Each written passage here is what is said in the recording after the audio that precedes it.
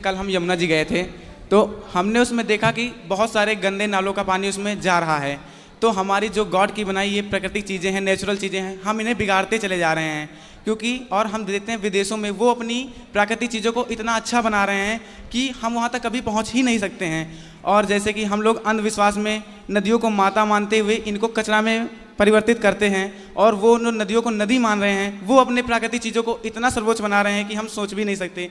तो ऐसा हमें तो क्या करना नदी चाहिए? को माता कहना अंधविश्वास है?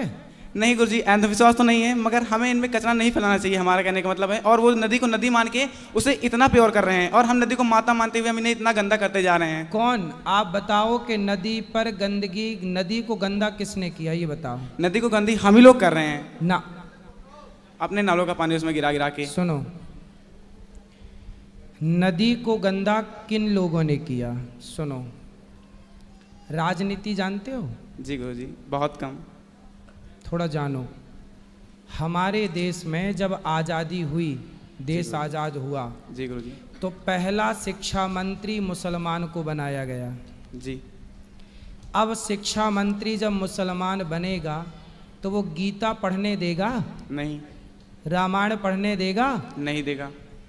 अब ये बताओ कि किस की गलती से पहला शिक्षा, यदि हमारे देश का पहला शिक्षा मंत्री कोई हिंदू बनता तो आज बच्चे गीता पढ़ रहे होते, माँ से मछली नहीं माँ से मंदिर पढ़ रहे होते, गा से गधा नहीं गा से गणेश पढ़ रहे होते। ये राजनीति है। सुनो, शिक्षा में मिलावट कर दी, गा से गधा मिलावट कर दी, गणेश को हटा दिया। देखो, मिलावट की बात करूं, फिर उनकी सरकारों ने, उनकी मतलब जिनकी यह नीति थी कि हिंदू के सिलेबस में मुसलमानों को घुसाना है, उन लोगों ने क्या किया?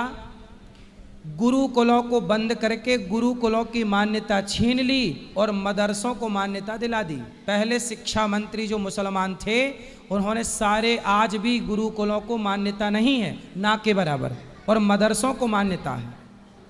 जी गुरुजी। ये एक षड्यंत्र है या नहीं है? उसी षड्यंत्र के तहत उन्हीं सरकारों ने हमारी आस्था पर, गंगा पर, यमुना पर हमारी अधिक आस्था थी, तो उन्होंने बड़ी बड़ी फैक्ट्रियां बनवाई। जैसे आप कानपुर पकड़ लो, कानपुर में बड़ी बड़ी फैक्ट्रियां हैं। जी हैं। और सारी फैक्ट्रियों का गंदा पानी गंगा जी में डाला जाता है। डाला जाता है।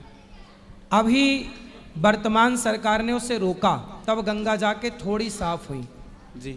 अभी दिल्ली की पूरा कचरा, गंदा नाला और गंदगी फैक्ट्रियों की, हम कहते हैं कि जब सरकारें पहली बार नदियां गंदी हुई तब इनकी आंखें फूटी थी। तब क्यों नहीं एक्शन लिया कि भाई ये फैक्ट्री को पहले फिल्टर करो, पानी साफ करके डालो, एसटीपी लगाओ? सबको एसटीपी लगाने का निर्णय क्यों नहीं दिया? जी।